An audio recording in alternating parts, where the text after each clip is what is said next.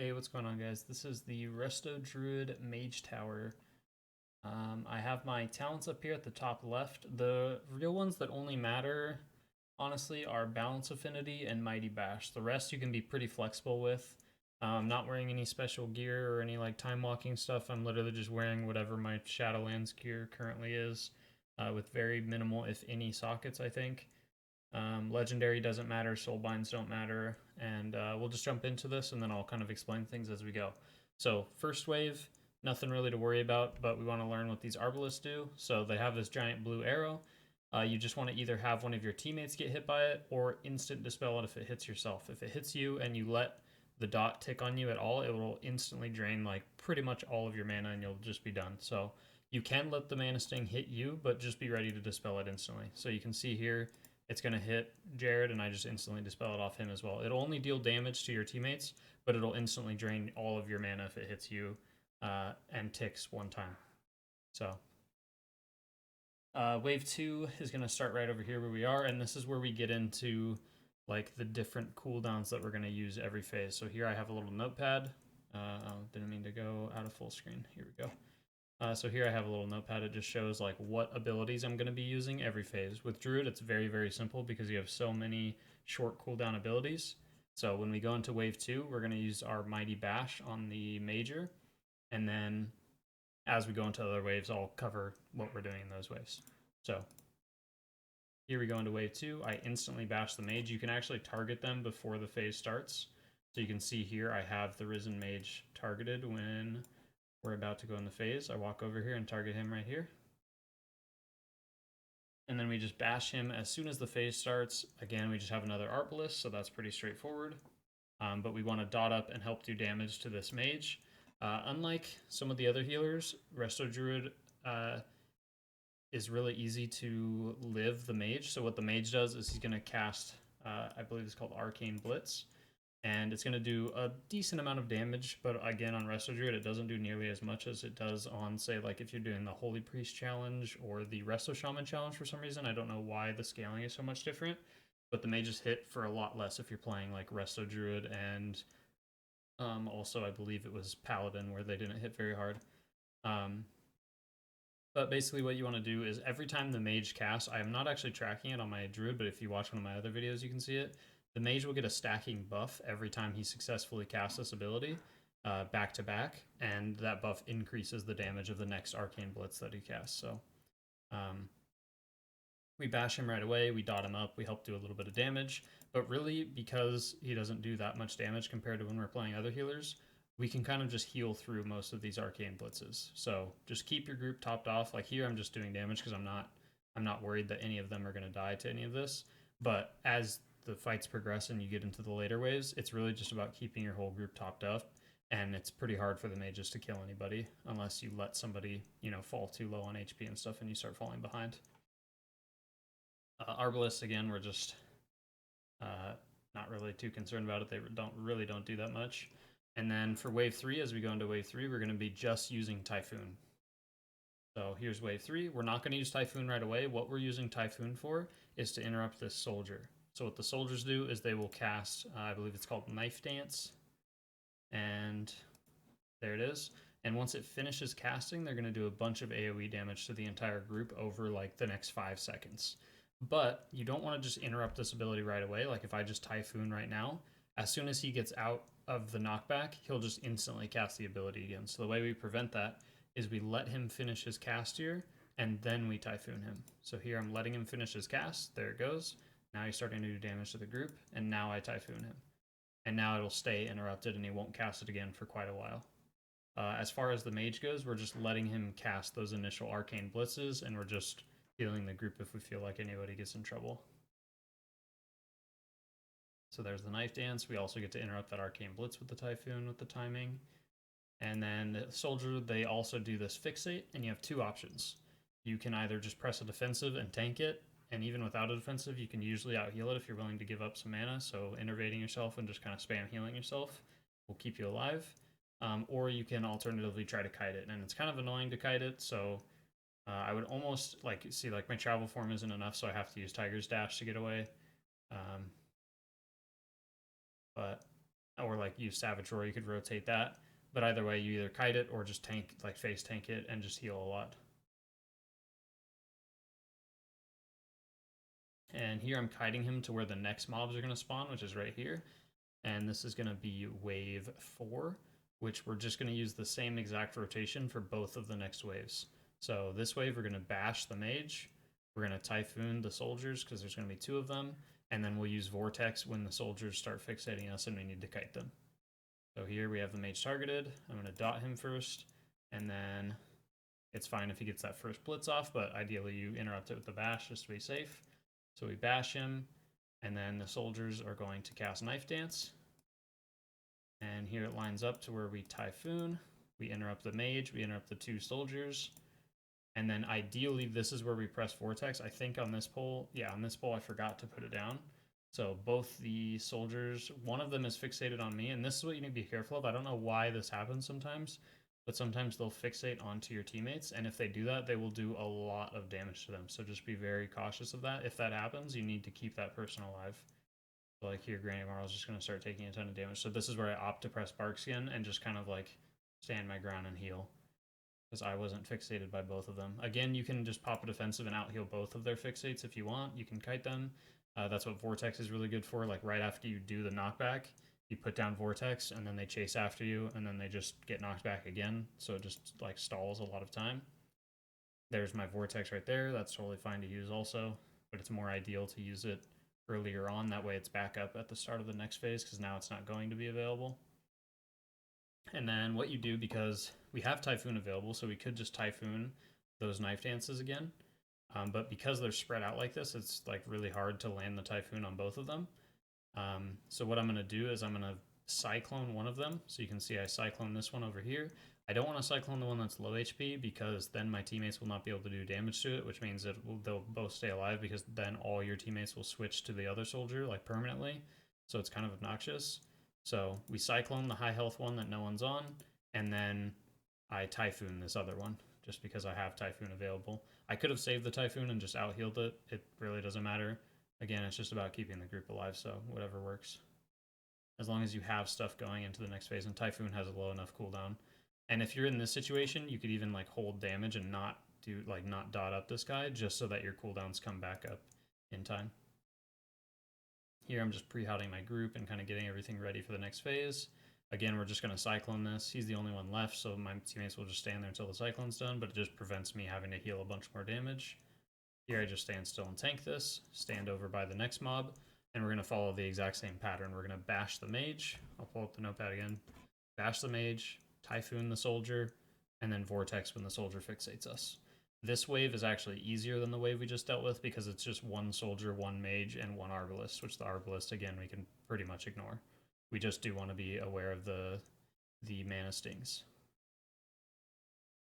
There's the Knife Dance. We bash the mage already. We Typhoon. Here's the mana sting. This is where you want to be really careful, because if you mess this up, you could end up with 0 mana and then just lose the phase to not having enough mana to heal through like the little bit of damage that's happening. So here, it's not really a good idea to put the mana sting like in melee with your other teammates, because you're going to get fixated at the same time. So unless you're trying to just out heal the fixates, then that's totally fine. But if you want to kite the fixates, then you just have to be ready to insta dispel yourself. So here, I'm walking away, kiting away from the soldier, and then I get the dot. I just instant dispel myself, and then I start finishing, running away and Tiger's dashing and all that stuff. And then that's pretty much it. And then when this soldier casts Knife Dance again, we're just going to Cyclone him, or use, Typhoon or Bash if we have anything come back up in that amount of time. Right now, Typhoon isn't up, so I'm just Cycloning. Cyclone I think at that point, like, I canceled my Typhoon. Yeah, I canceled my Cyclone because the Mana Sting was going off. Like, there I started casting Cyclone. I realized that I'm getting Mana Sting, so I just opted to dispel myself instead.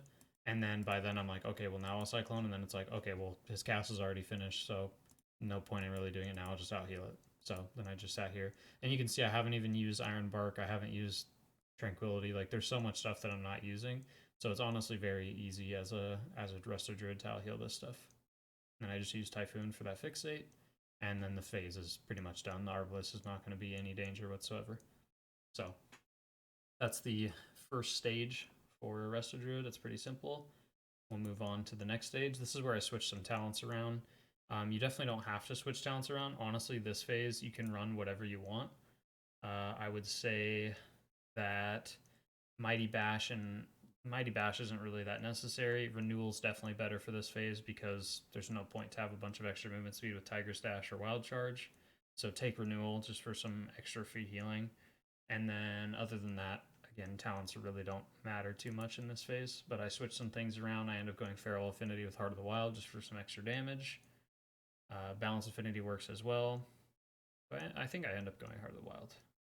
Yeah, I do. I'll fast forward a little bit and just see what we have at the top left. So there, I switched up a lot of talents. Again, you do not need to do this. Just go with whatever feels comfortable to you. I just was kind of like, this was like my 4th or 5th attempt, I think, at it, and I was just kind of messing around with talents and trying different stuff and seeing what would work for me. So in this first phase, you have these flickering eyes. They're going to be all around you, and then you're going to be stuck in the middle of the room. The goal is you kill the eyes, but every time you kill one, you're going to take like 90% of your health and damage. So you either need to pop a lot of defensives and kill like 2 at the same time, or you just kill 1 at a time and then full heal yourself, and then kill another one, full heal yourself, kill another one, full heal yourself. And you can't step near them, so if you're using Feral Affinity, I would recommend just not doing it in here. I would just stick to like spamming Wrath and using Moonfire and Sunfire. The reason I took Feral Affinity is for like the later stuff that we're killing. It just helps kill it faster than something like Balance Affinity. It was just like a little bit, from what I tested out, it just felt a little bit faster in total. And here, again, we're just doing a little bit of damage, full healing myself, making sure I'm literally topped off, and then finishing it off, full healing myself again, and then killing the next one. And you just keep working your way around the room. You have plenty of time, so you really don't need to be in a big rush for this. Just make sure you're full health before you move on to the next one. So that is it for the Flickering Eyes. The next room we move into, this is why I liked Feral Affinity. I accidentally step on these orbs. You can Moonfire or Sunfire these orbs before you walk up here, so you don't accidentally run into them. I got caught on the ledge. They just do a bunch of damage to you, but you don't have to panic if you get it. Just jump out and heal yourself, and you should be fine. Use a defensive or something. And then I'm just going to Sunfire all these, go into cat form, start AoEing. You want to kill the Fell Bats as soon as possible, so use some kind of AoE to get them down. And then we just single target the Dominator. There's really nothing else that happens. It's only a tiny bit dangerous when you have all of this stuff attacking you, so just make sure you don't get risky like this and just keep yourself alive or press a defensive a lot sooner, and you'll be totally fine, honestly. Then we open up this gate. While you're opening the gate, I would recommend putting your mouse over the gate and trying to target this Panic Soul. You'll see him like running down the stairs frantically like that. Try to target him before you open the gate or while you're opening it, because then you can just dispel him instantly. It's easier than, because I have like a mouse over dispel, so it's easier to try to just like target him and then dispel him right here rather than trying to mouse over him and do it. And then we're just going to heal up these guys that are on the stairs using stuff like Swiftmen, spamming Regrowth, using Nature's Swiftness, just doing whatever we can. There's like a time limit on healing them, so just get them up quickly and then move on to this guy. This is the Arbalest, same thing that we dealt with outside. We're basically just going to either stun, crowd control, or just dispel ourselves as soon as the Mana Sting goes off. So there you see the Mana Sting went off. I didn't dispel myself right away, so now I'm empty mana, but it really doesn't matter for the Stair phase. We really don't need that much mana in here. Mana Sting's happening again. I believe this time I'm stunning it. I don't remember. No, there I just shapeshifted out and dispelled instantly. And then that's it. And then as long as you get up to the top of the stairs here with like 1 minute and 45 seconds left, you have plenty of time to beat the last boss, so do not be in a big hurry here. And when you're walking up the stairs here, you can literally just Sunfire these and they just all disappear, so it's incredibly easy as Druid. And then just walk close to the gate, open it up, and now we're going to fight a little mini-boss and 3 Flickering Eyes, which were from the first room. So again, we're just working our way around the room, dealing with the Flickering Eyes. The only thing you need to be mindful here of is this mini boss, the Dread Corruptor, will cast Mind Spike. If he combos this Mind Spike while like at the exact same time that you kill an eye, you'll probably die or become very close to it if you don't press a defensive. So either A, wait till he does the Mind Spike, then make sure you're full health, then kill the Flickering Eye, or B, use a defensive every time that you're going to kill a Flickering Eye. So rotate, like, you know, you can Bark Skin on the first Flickering Eye kill, and then you can Iron Bark yourself on the second Flickering Eye kill. And then, if anything, you could just wait until Bark Skin's back up and kill the last one. Just be very mindful of the Mind Spike in combo with killing a Flickering Eye, because it's very dangerous. And then you have these little eyes that spawn that spin around with these lasers. They don't do too much. They do a little bit of damage when they touch you. So again, that's just another thing to be very cautious of, is taking damage from these beams. The mini boss hitting you with a Mind Spike and killing one of the eyes. You can see the first one, I just opt to press like 2 defensives and stack them up and just stand and everything and kill it as fast as possible. Here we have another Mind Spike going off, so I'm healing myself. And then we're killing the last Flickering Eye. I heal myself up to full. I kind of get out of here a little bit. Kill it, and now it's just single target this guy down, and he really does nothing. You can almost ignore the Mind Spikes. Just occasionally hot yourself up, and you can move away from these, or you can just stand in them, and they really don't do too much damage. So you're just killing this guy. You have plenty of time to work with. You can see I got up here with like 2 minutes and 10 seconds left, and now I still have a minute to kill him, and he's already dead. So I believe I did pop Heart of the Wild here, which you could save for the last phase, but you can also just stand here and wait for your cooldowns to come back up, so it really doesn't matter too much. And then for this very last phase, we're going to switch talents again. This is where switching talents is actually important. Again, on the stairs, it really doesn't matter too much. So for the last boss fight, we want Guardian Affinity. I opted for Abundance just for a little bit more like single target burst healing with my regrowths, because Cenarian Word's hot, so it felt a little bit lackluster to have another GCD, so Abundance just made it feel a little bit easier. I took Incarnation Tree of Life, and that's mainly just so that we have a little bit of like a nice healing cooldown. Took Inner Peace, which I don't know if I would take that now that I did this. This was the first time I tried Inner Peace. Again, we were just kind of like messing around with talents and trying them out. And I think I went with Photosynthesis for my last talent, or Germination, I don't remember, but Flourish?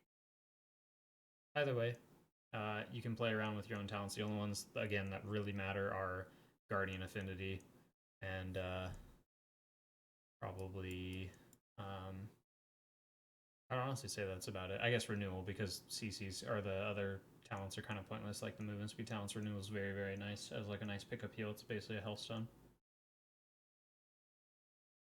And then the part I notice about this compared to every other healer that I've played, because I've done the Mage Tower on every healer now, the part I noticed about Druid is this part, this first part where you have to heal the souls, is actually hard. Every other healer, I had no issue with it whatsoever. It was super, super easy. But on my Druid, I actually struggled with it and wiped like once or I think 2 attempts. I died because I didn't save enough souls and it just like got out of hand. So it can be very dangerous. So be very careful of how you play this here. The first thing is you can... so there's going to be these souls that spawn, just I'll explain it. So your allies are fighting each other the whole time, so you want to keep F-flow down, you want to keep hots on your teammates, but at the same time there's going to be these friendly souls that are being pushed in towards the boss, or pulled in rather, and you need to heal them before they reach the boss. You need to heal them up to full health. It's like the guys that were on the stairs that we healed.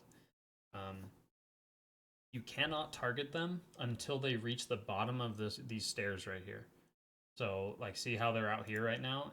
The only way to heal them when they're, like, behind this gate right here, or this, like, you know, this barrier, is by using things like Tranquility or standing close to them and using, like, wild growth and stuff like that. So I opt to just Tree of Life and Tranquility here. That way it's back up for the last phase, and I just get some free healing on the first phase. We do want to be cautious of our mana here. We full cast a Trank. They're basically all full health.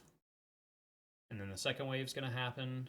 There's going to be 3 waves in total, depending on if any get through or not. And here goes the second phase. Again, I'm just making sure that I'm rehotting my friendlies, keeping them nice and healthy. And here is a note about these mobs. So they don't all spawn in the same area. So you can see here, these ones are really, really far back away from the barrier, so I won't be able to target heal them for a long time. So I turn my camera, and this one's already past the barrier, so he's going to be healable first. So some of them spawn closer than others. So just be aware of that and be ready to heal whichever one comes down first.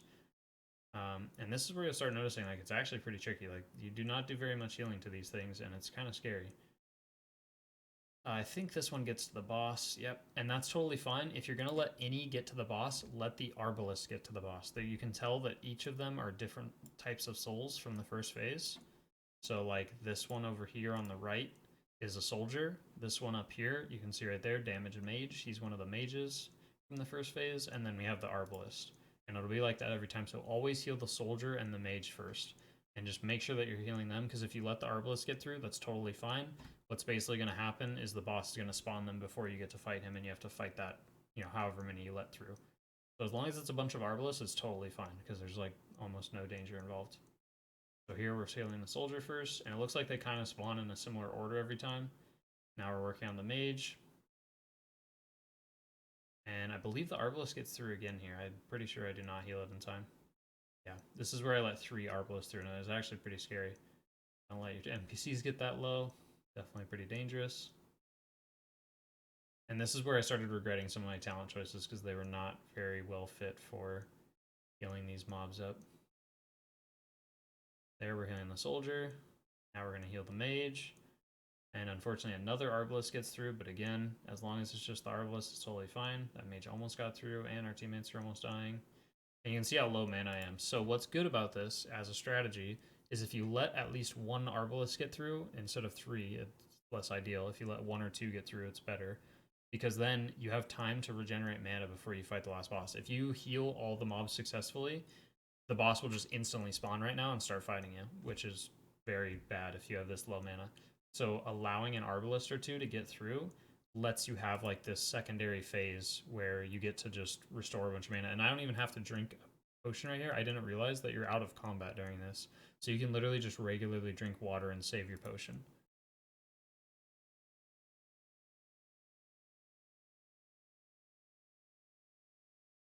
And here I'm just healing up my teammates.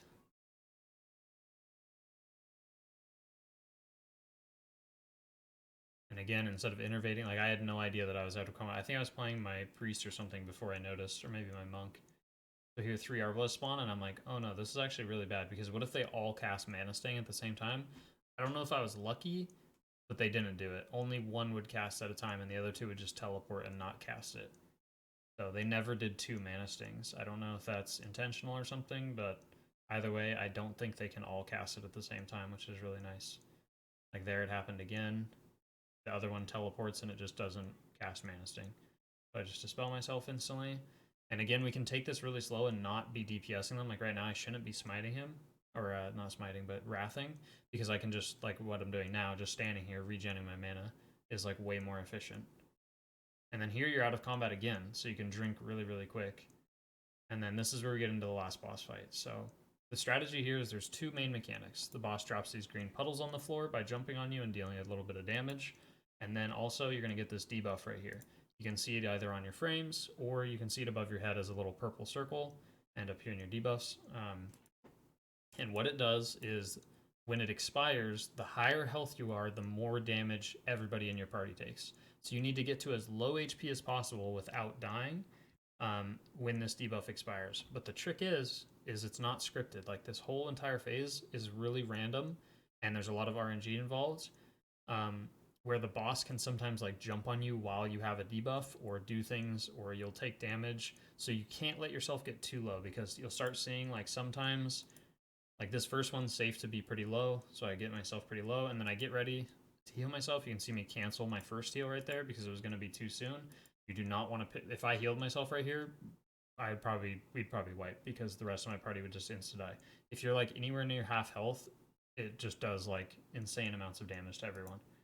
So here I recast my heal so that right as that debuff expires and it does damage to my whole group, I heal myself, because then the boss immediately jumps on top of me and does damage. So if you're too low, if you let yourself get too low HP, you're just going to insta-die, because the boss is just going to leap on you, and you're dead. I get out of the green stuff, and what you're doing is you're using the green stuff on the floor to get yourself low HP when you have that debuff. So here I just put a single hot on myself. The strategy here is not to heal yourself very much. You shouldn't be applying a bunch of hots to yourself and spam healing. You should be spam healing Jared and your other teammates to keep them nice and healthy, and then only healing yourself to the maximum amount to where you'll survive if the boss jumps on you. That's the whole idea. And then you use things like renewal, health potion, defensives to stay alive at that kind of like low HP threshold. You basically want to always be bouncing between like 20 and 40% HP and not much more than that. Here I'm in the green stuff. I step out because I still have a long time on my debuff, so the boss might jump on me. There I dip a little bit lower, and this is where it's pretty dangerous, so like a defensive might be smart here. I'm ready to heal myself instantly throw a regrowth on myself, start healing my teammates. This is where I'll just tranquility. I know I'm going to heal myself a bunch with this tranquility, but that's okay. Get the debuff. The boss is going to jump on me here. And also these green puddles will take over the room very, very quickly. So it's very important, if you see how I'm doing this, is I'm hiding the boss around the room and like slowly I'm dropping off the puddles as close to the edge of the last puddle as possible. And you can even dip into the previous puddle and drop like a new puddle on top of it. You just have to be aware of your HP. So here again, we're standing in the green shit the entire time because we need to be low. You can see like how much damage that still did to my team, and I was incredibly low. And here we Iron Bark because the boss is about to jump on us, and I don't know if I have enough time to heal myself properly, and we're kind of falling behind on healing. And Jared will always be the one taking the most damage because he's going to be tanking the boss. Here we focus up on healing Jared, and then I dip into the green pool and deal some damage to myself. There we go, get very, very low again. This would be a good time to press something like Renewal or press Barkskin by now, stuff like that. Don't be afraid to use defensives because they're pretty low cooldown, especially Barkskin. It's only a minute cooldown. And Bear Form is also extremely valuable. You can always use that like as the boss is leaping towards you or as your debuff is expiring and stuff. Here we're working towards the edge again, not focusing too much healing on myself, but getting myself around the like 40 to 50% mark. It's just the hots kind of carrying me over a little bit more. I'm going to press my defensive so I can literally just tank all this stuff and get myself low at the same time without like instant killing myself. This is where it's going to start getting really, really scary. Get myself a nice heal before the boss jumps on me. And that's it. That's the one thing I noticed about Druid also, is I didn't do very much damage to the boss. I didn't have Balance Affinity. I didn't have Feral Affinity. I hardly dotted the boss very much. I did when I could, but the boss died incredibly fast. Compared to my other healers, I would run out of room like before the boss was even 10%. So I don't know what it is with the scaling or something, but Druid, the boss dies a lot faster than other healers. So you have a lot more time to work with. So just play really, really safe. Don't worry about doing damage to the boss. Dot him if you feel like you have some downtime, but otherwise just keep everybody full health except for yourself, and then just be really conscious of what defensives you have available, what abilities you have available, and jumping into bear form whenever you feel like there's immediate danger, or you feel like, you know, you're at too low of HP and the boss is about to jump on you. Bear form will definitely save your ass. So that is it for the Druid Mage Tower. I hope you guys enjoyed. I hope it helps you get yours completed before it goes away. And thank you so much for watching this video. See you later.